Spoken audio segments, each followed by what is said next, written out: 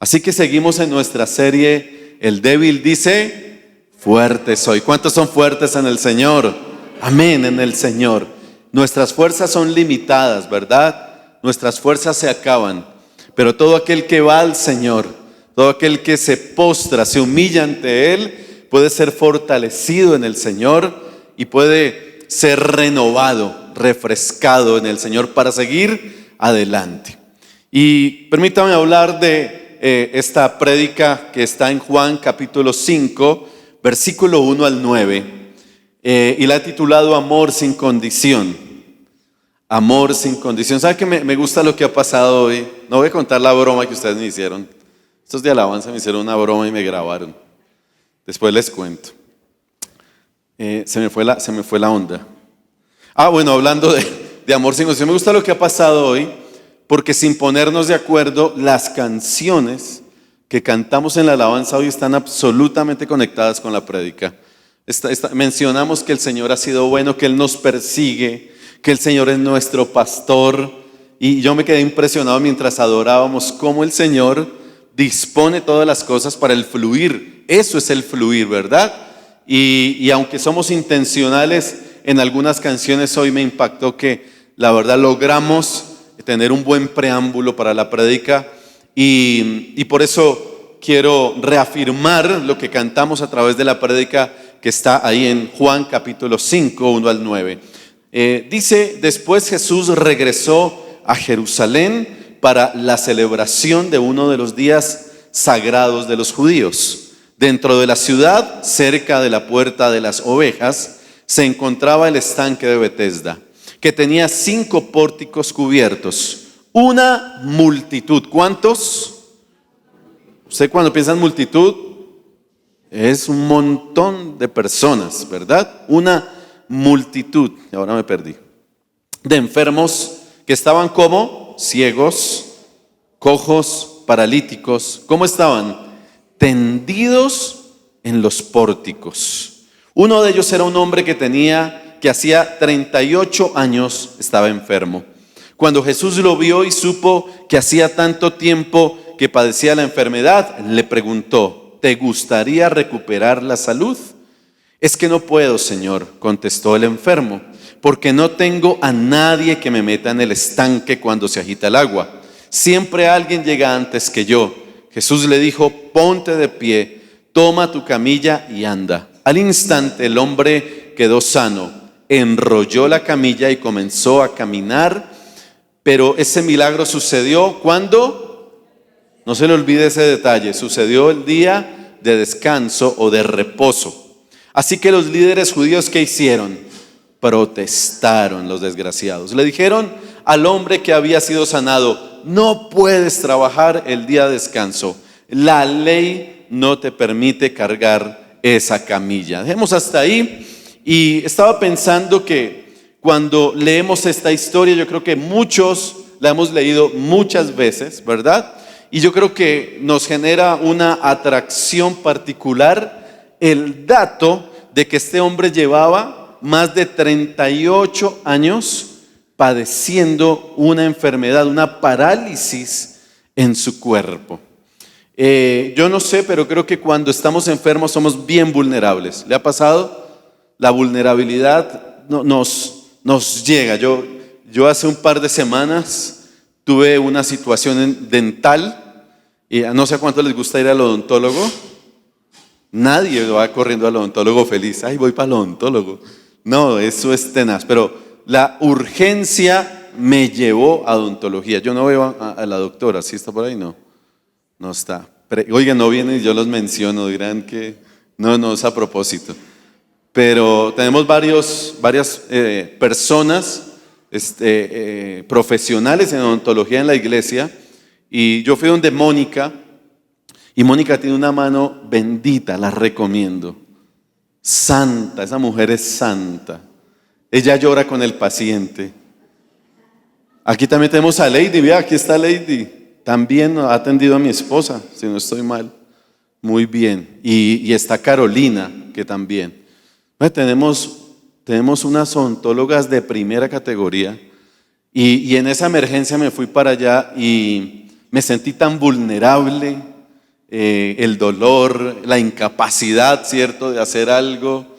Y frente a la silla odontológica, que me parece casi diabólica, de uno que acostarse allá, es sentirse vulnerable, ¿cierto?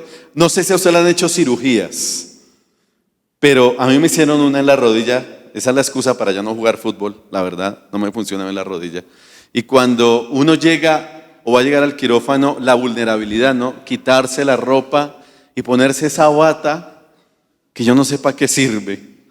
Y esa batica tan sencilla y frágil, y usted tan vulnerable allá. Y usted dice, hagan lo que quieran, me figuró acá, ¿cierto? Es decir, lo que yo quiero pensar es que la enfermedad y ciertas situaciones nos hacen sentir tan vulnerables, ¿cierto?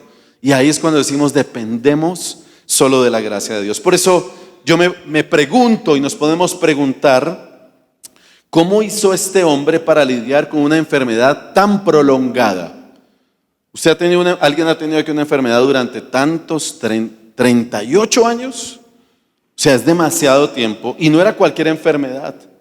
Era una persona que tenía paralizado su cuerpo y que no podía valerse por sí mismo. ¿Qué ideas y pensamientos pasaban por la mente de este hombre durante casi 4 décadas mientras vivía esa enfermedad? ¿Será que se acostumbró a su parálisis o no? ¿O vivió temporadas en donde se acostumbró? ¿Pensaría muchas veces que era mejor morirse? Tal vez, ¿cierto? ¿Usted ha pensado eso? Yo creo que es mejor morirme. Yo sé que nadie quiere responder eso, pero la mayoría lo hemos pensado. ¿Sabe que es como mejor morirme? Cerrar los ojos y no amanecer. Amanecer en la presencia de Dios. Eso no es lo mismo que suicidarse, ¿no? Por si acaso. Tener deseos de que eso pueda suceder a quererse quitar la vida es diferente.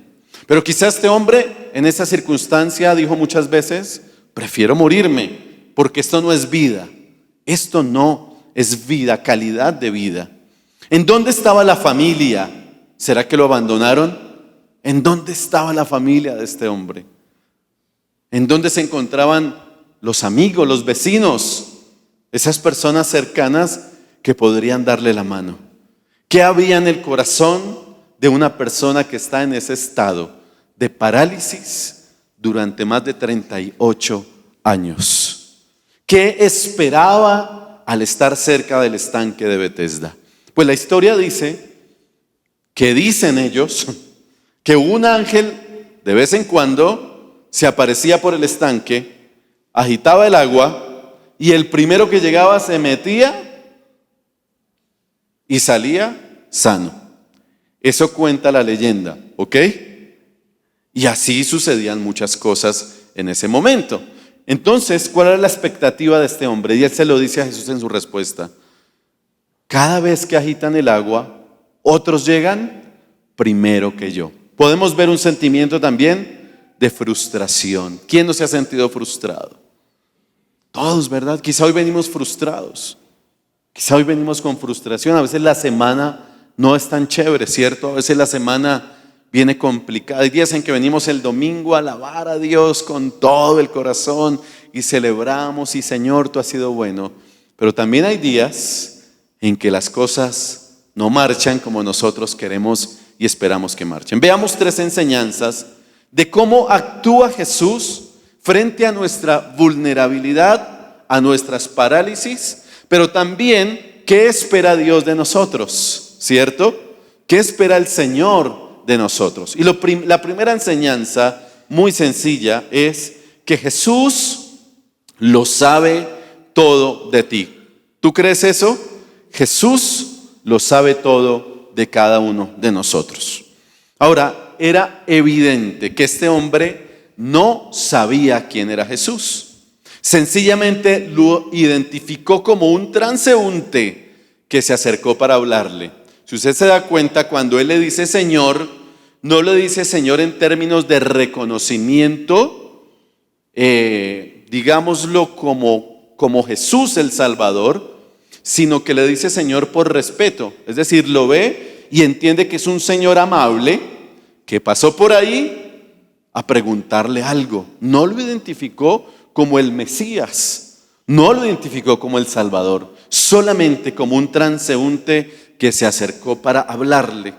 Y es posible que en muchos años ninguna persona se había acercado a preguntarle a él, a establecer una conversación, y mucho menos para mostrarle el interés a causa de su condición.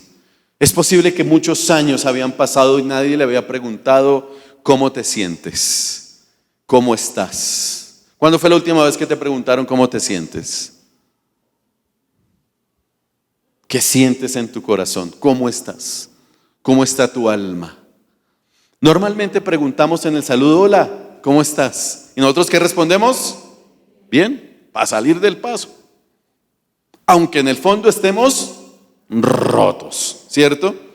Ahora, usted no se va a poder preguntarle al vecino que ve por allá cada 8 días: venga, le cuento, vecino, sí, como complicado. Entonces uno: bien, todo bien. Pero digamos que estamos codificados para responder que estamos bien. Y máxime si venimos de la santísima y gloriosa tradición evangélica, en donde en algunos casos se nos dice que no podemos estar mal. Qué error más grande, ¿cierto? Qué error más garrafal. Y hasta canciones se componían por allá en la vieja guardia, que un cristiano no puede estar triste. Sí, eso es de mi época, ¿no? Ustedes los más nuevos no tienen ni idea de eso. Y cantaban eso: un cristiano no puede estar triste porque eso es del diablo y no sé qué cosas. Y eso es algo que nos metieron en la cabeza. Respondemos, estamos bien. Hoy Sandra me respondió frente a la pregunta y lo dejé aquí en mi carpeta. ¿Cómo va, Sandra? Y ella pausadamente me dijo: ahí vamos, pastor, ahí vamos. Eso me deja a mí una inquietud. Porque no me dijo: no, sobrados, re bien, marchando. Porque hay momentos en que no estamos bien, sino que ahí vamos por diferentes situaciones. Y por la confianza que tenemos, ella me responde: ahí vamos. Ahora yo quedo inquieto y seguramente me voy a acercar a Sandra. ¿Qué pasó con ese ahí vamos? ¿Sí? Porque de eso se trata. Cuando hay respuestas en las que necesitamos acercarnos y el otro nos interesa, eso es importante. Ahora, esto me lleva a pensar que Jesús siempre fue una persona empática y solidaria. ¿Estamos? Jesús fue empático y solidario, especialmente con las personas en estado de vulnerabilidad. Y Jesús siempre hizo visibles y protagonistas a los invisibles de la sociedad. Yo sé que esto a usted le suena muy familiar, como los nadies y las nadias, ¿sí? Y para tomar esa idea, no para generar una crítica, un sentido social, esa es una realidad. Tenemos ninguneados en la sociedad. Aunque yo sé que eso suena cómico y se ha utilizado cómicamente, pero la realidad es que invisibilizamos a muchas personas en nuestra sociedad. Y usted puede decir: es un discurso socialista. Pues Jesús fue un interesado por la sociedad y fue un empático con aquel que la sociedad invisibilizó, como este hombre y toda la multitud que estaba en los pórticos, enfermos, ciegos, cojos y paralíticos. ¿Quién se quiere acercar a ese entorno de necesidad? No nos acercamos, porque seguramente ese entorno era un entorno lúgubre, maloliente. Eran personas que, si no se valían por sí mismos, seguramente no podían bañarse. Eran los miserables de la sociedad.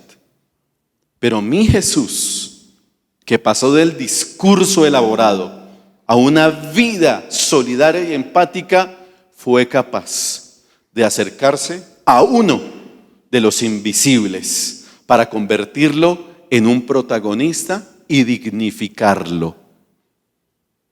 Jesús sabe de todo de ti. Jesús sabía la historia que había detrás de este hombre paralizado.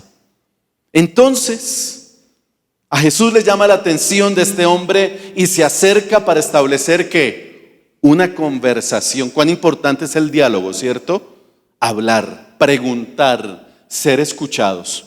Mire, Jesús entiende que este hombre necesita ser ¿qué? Escuchado. No lo escuchaba la sociedad, no lo escuchaba nadie. Era un hombre abandonado, solo, ninguneado, invisible. Y Jesús, lleno de amor, estoy seguro, lleno de compasión, de misericordia, se acerca y le hace una pregunta cuya respuesta parecía obvia, ¿cierto? A veces Jesús hace preguntas y nosotros creemos que la respuesta es obvia. Y Jesús le pregunta algo a un paralítico: muchacho, ¿te gustaría ser sano? ¿Te gustaría recuperar la salud? Qué curiosa pregunta para algo que tiene una respuesta que cualquiera de nosotros diría, pues obvio. Yo quiero volver a caminar, yo quiero volver a valerme por mí mismo, obvio. Pero el Señor establece una pregunta porque quería provocar ¿qué? Que Él sacara sus sentimientos. Los sentimientos no son del diablo. Gracias a Dios por los sentimientos y emociones. Gracias a Dios. Porque podemos sonreír. ¿No le alegra poder sonreír? Porque podemos llorar. Porque podemos sacar lo que hay en el corazón. Jesús provoca esa conversación con esa pregunta y le dice: ¿quieres recuperar tu salud? La respuesta del hombre no fue obvia. Si miramos, nunca le dijo: pues claro, tú me vas a sanar. No, ni siquiera sabía a quién le estaba hablando. Vuelvo a decir, para este hombre Jesús era un transeúnte común y corriente. Pero la respuesta de este hombre reflejó su sentimiento. Un sentimiento de incapacidad, de vulnerabilidad, por no poderse valer por sí mismo. En su respuesta reflejó su condición de abandono, su frustración, pero también su fe en el agua del estanque. ¿En dónde tenía su fe él? En el agua, en ese estanque. Su fe estaba allí. Él entendía que era la única manera como podría recuperar su salud. Por eso su respuesta fue frustrante. Dijo: Señor, yo quiero ser sano, pero siempre alguien me gana en llegar al estanque, porque estoy impedido. ¿Qué estaba diciendo? Porque estoy solo, porque nadie me ayuda a llegar allá. Y a este paso, quién sabe cuándo seré sano. Y allí estaba este hombre paralítico, aferrado a una camilla. No se nos olvide ese detalle. Y el Señor provoca esa conversación. Él lo sabía todo, pero quería escucharlo, quería dignificarlo, quería reafirmar el valor y su derecho a ser escuchado. Y Jesús le dio el derecho a expresar sus sentimientos. Y me gusta algo, que Jesús no lo juzgó. No lo juzgó por su respuesta. Jesús no lo juzgó por no haberlo reconocido. ¿Se dan cuenta? Porque Jesús hubiera podido decir la frase célebre: usted no sabe quién soy yo. ¿Hubiera podido hacerlo o no? Pero Jesús no cae en eso. Él respeta que este señor no lo conocía. Punto.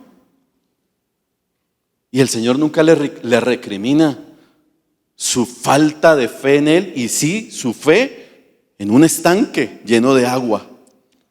Jesús no le recrimina, Jesús no lo condena, solamente quería que él supiera, que este hombre supiera que sí le importaba a alguien, y ese alguien era Jesús. Yo no sé si tú te has sentido ninguneado o invisible en algún momento. Y sabe que en las iglesias a veces invisibilizamos a las personas, porque a veces la iglesia hemos sido selectivos. Yo le pido al Señor que nos permita en esta iglesia no seleccionar a las personas, no hacer acepción de personas. Yo le pido al Señor, y le he pedido en oración: danos una iglesia sencilla en donde todos quepamos. El que tiene, el que no tiene. El que estudió y el que no estudió. El blanco, el negro. Bueno, aquí no hay blancos, todos somos mestizos. Partamos de ahí. Si nos las damos de suizos, mano, somos mestizos a mucho honor. Somos mestizos. Otros son más, a unos se nos notan más que a otros. Pero yo creo que la iglesia necesita esa sencillez de honrar al invisible. Por eso amo los grupos de conexión. Porque en el grupo de conexión tú te conectas y allí consigues a otras personas con las que puedes amar, reír, llorar, compartir y no estar por allá, invisible. Jesús quiso dignificar a este hombre y le quiso dar un mensaje: que los sentimientos no nos los podemos tragar. Expresemos lo que sentimos, expresemos lo que hay en el corazón. Porque nos dijeron que los sentimientos son tonterías, que todo se resuelve reprendiendo al diablo y ayunando, ¿o no? Y pastor, es que estoy triste. Es un demonio de tristeza. Metas en 20 días de ayuno y oración y venga para acá, lo libero. Fuera espíritu de tristeza. ¿No nos enseñaron eso? Sí. Hay que cambiar el chip, hay que cambiar esa dinámica. Otros nos dijeron: soporte, aguante el dolor que la procesión se lleva por dentro. No nos enseñaron a gestionar el dolor, las crisis y los sentimientos, porque nos dijeron que eso era del diablo. Y siempre lo digo, a los hombres nos dijeron: los hombres no lloran. ¿Cuántos hombres chillones hay acá? Ya, Julio. Chévere, expresarlo. No lloren, que eso es para las niñas. Nos enseñaron dizque a ser guapos y a mantener una fachada de machos, aunque por dentro estuviéramos rotos y destrozados. Eso es falta de ayuno, de oración y de rejo, ¿cierto? También. Usted le faltó fue pata y puño y latigazos. Nos enseñaron eso. Pero cuando yo leo estas historias, no estoy dando mi posición. Cuando yo leo una historia como estas, estoy viendo lo que Jesús hizo y cuál es la esencia del evangelio. Cuando veo estas historias, veo a un Jesús empático y que está interesado en los sentimientos de las personas, que está interesado en que tú y yo expresemos lo que hay en nuestro corazón, que está interesado en que tú y yo podamos expresar y sacar las espinas y soltar los nudos que nos atragantan y nos paralizan. Hablar es sanador, expresar los sentimientos es liberador y hacerlo ante el Señor es mucho mejor. Dile al Señor cómo te sientes, porque no siempre estamos bien. Dile al Señor cuáles son tus tristezas, tus angustias, tus soledades, tus frustraciones. Pero también contempla la posibilidad de buscar ayuda espiritual y profesional si es necesario. ¿Estamos? Sí. Eso se llama autosuficiencia. Yo soluciono mis chicharrones solo. Siga así. Ahora, eso lo decide usted. Usted dice: hasta aquí logré gestionar. Necesito que alguien me acompañe en un proceso. Necesito que alguien me tome de la mano y me ayude a encontrar senderos para salir de esta situación. Busque ayuda si es necesario. Este hombre entendió aquel día que necesitaba sacar lo que había en su corazón. Y por eso Jesús, en su empatía, nos recuerda lo que dice Marcos 2:17, que ahí está. Cuando Jesús los oyó, les dijo a la gente sana no necesita de médico. ¿Quiénes? Los enfermos, sí.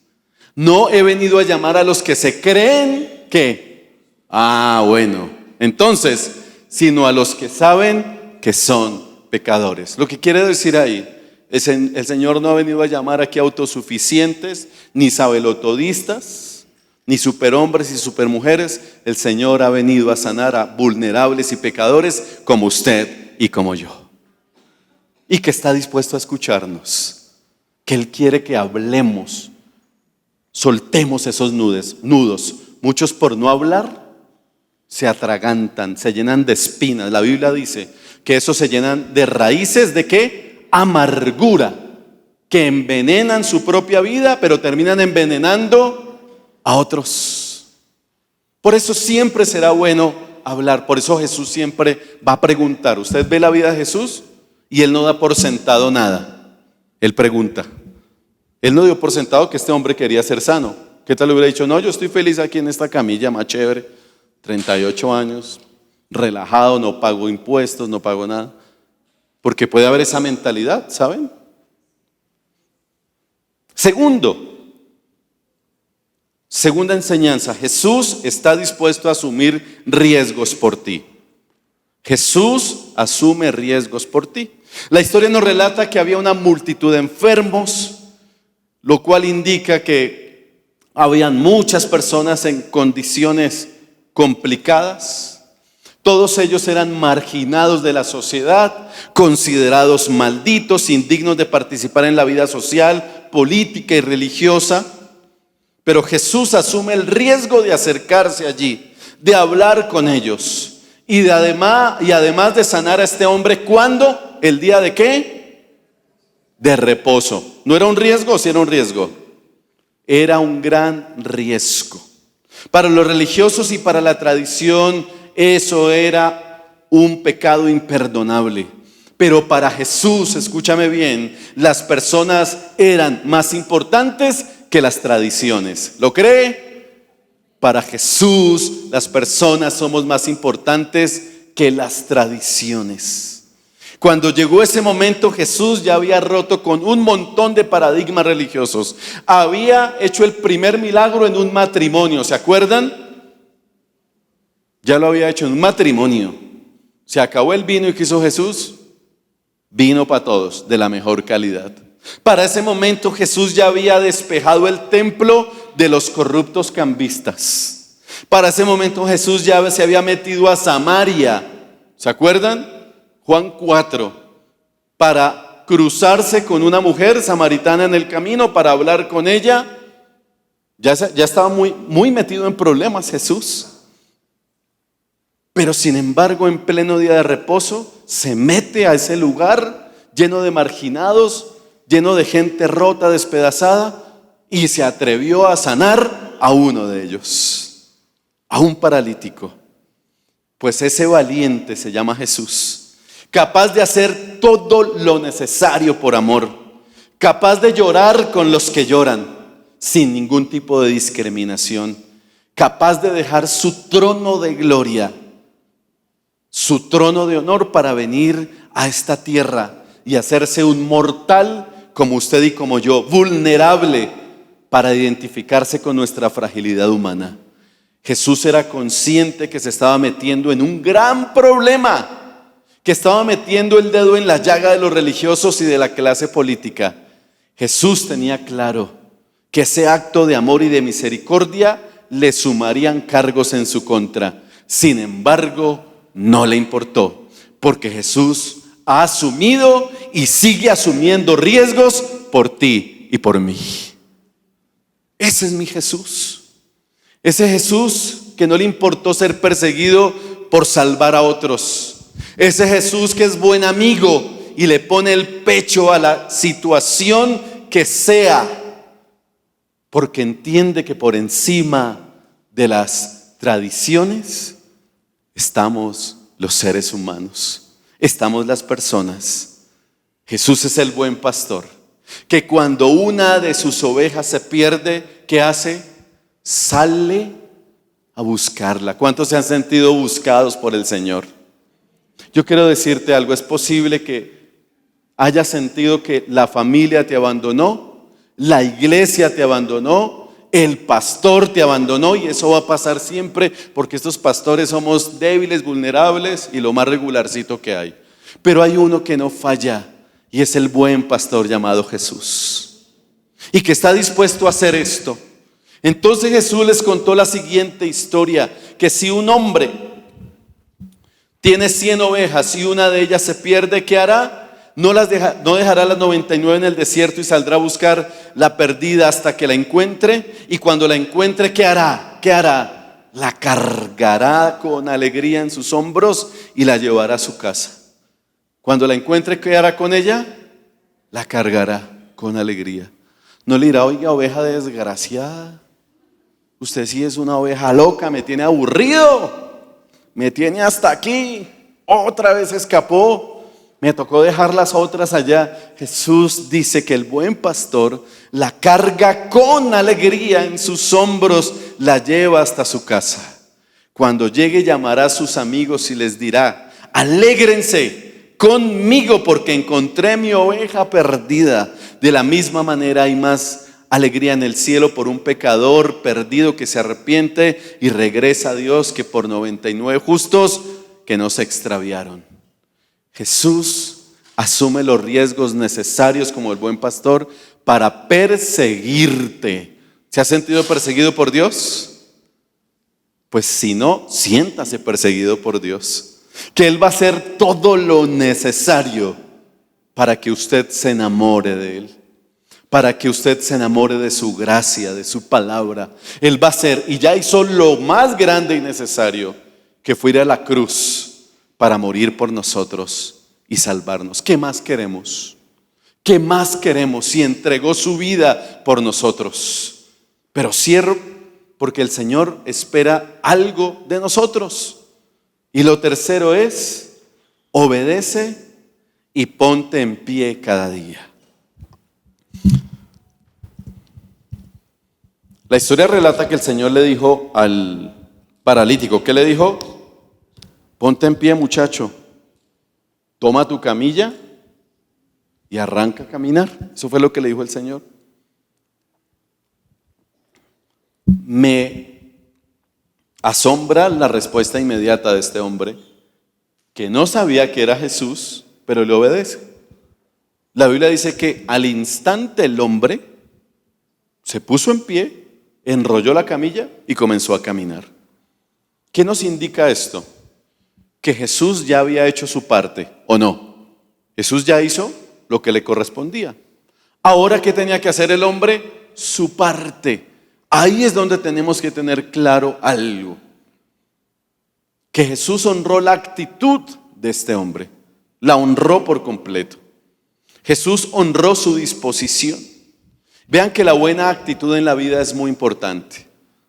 Muy importante tener buena actitud frente a la vida, frente a las cosas. Tener buena disposición. Miren, yo les digo, cuando llegan estos chicos aquí los domingos a las 8:30 de la mañana, a armar todo esto, a bajarlo, montarlo y demás. Y yo los veo a ellos sonriendo, haciéndose bromas y haciéndome bromas a mí. Y yo digo: Señor, gracias por la buena actitud de estas personas. Yo veo gente que llega aquí temprano con una buena actitud. Y a veces veo unos que llegan tarde con mala actitud. Llamado de atención: llegamos tarde y queremos salir temprano. El que más tarde llega mira el reloj en la prédica 4 o 5 veces. ¿Qué horas va a terminar? ¿Qué horas va a terminar? O no adoramos a Dios. Hay gente que viene y no adora, no canta. No, yo digo: Dios mío, ¿qué hay en esos corazones? actitud, mala actitud. Y eso es no honrar a Dios y a los que están aquí. Estos muchachos se meten 3, 4 horas un sábado, mientras ustedes están por allá echando asado y jugando bolos. Ellos están aquí, pero así, contentos, ensayando, orando, hacen su devocional semanal.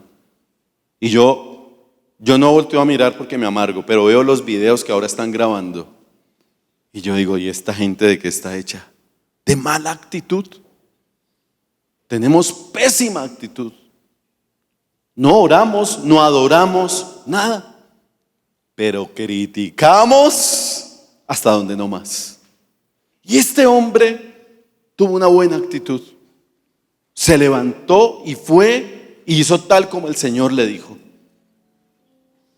La buena actitud en la vida es muy importante, iglesia. La buena actitud nos abre puertas. ¿Usted lo cree? Vaya a una entrevista de trabajo, váyase cochino, eso es mala actitud. Recién levantado, mal hablado y con mala cara. Si yo soy esa persona que está entrevistando, yo lo miro, ya en sí mismo su actitud. ¿Usted cómo se va a una entrevista de trabajo? Bien, ¿cierto? ¿Se prepara? O cuando no duerme, sí, de la angustia. Pero eso es de la parte de la preparación, ¿cierto? Porque quiero, me preparo. Como cuando uno va a pedir la visa a la embajada americana.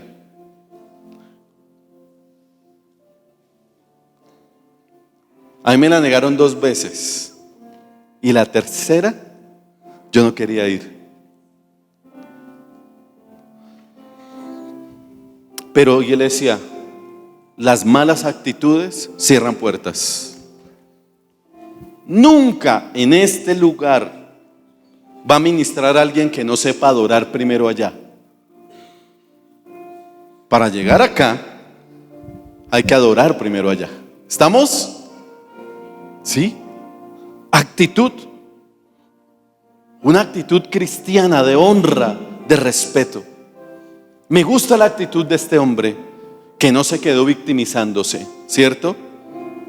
No se quedó lamentándose, no se quedó ahí aferrado a la camilla. Y hoy el Señor te dice, suelta esa camilla, levántate en el nombre del Señor y resplandece, porque la luz y la gloria de Dios ha venido sobre tu vida.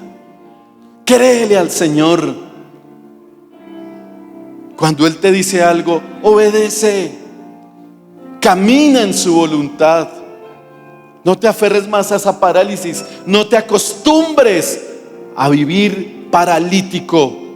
Hay personas que se quedan diciendo, esta es la vida que me tocó. Una vida miserable, de pobreza, de enfermedad. Esta es la vida que me tocó. Una porquería. Gracias, Señor. ¿No le parece que eso va como en contra de? Si el Señor nos llamó a tener una vida abundante, una vida abundante en el Señor. No estoy hablando de plata, no estoy hablando de dinero. No, usted puede tener una vida abundante sin dinero. Y hay gente que tiene mucho dinero y no tiene vida abundante.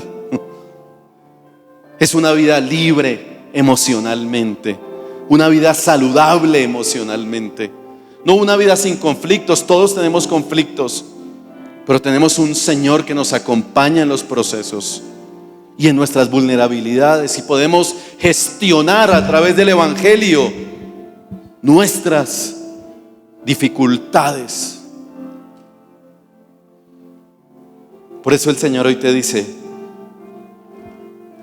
que te levantes, que obedezcas, que le creas a Él, que dejes de estar diciendo que el Señor te llamó a vivir así, en parálisis emocional, espiritual y económica. El Señor no está contento viéndote así. Y hoy el Señor se acerca a ti y te dice, tal vez hoy tú eres la ovejita número 100, que se ha desmotivado, que se ha desconectado. Eres la ovejita número 100 que hoy necesita ser abrazada por el buen pastor. Eres la ovejita número 100 por la cual el Señor pagó un alto precio en la cruz y hoy va a buscarte. No importa lo que el Señor tenga que hacer, lo va a hacer por ti. Lo va a hacer por salvarte. Lo va a hacer por sanarte. Lo va a hacer para dignificarte. Y si te has sentido invisible, hoy el Señor te dignifica y te dice: tú no eres un número más. Tú no eres parte de la masa. Tú eres un hijo de Dios, una oveja del rebaño del Señor. Y tú tienes gran valor para el Señor. Y cuando te sientas ninguneado en la iglesia, búscanos, dinos cómo te sientes. Si no te hemos preguntado, nos lo vas a decir. Ponte en pie, por favor.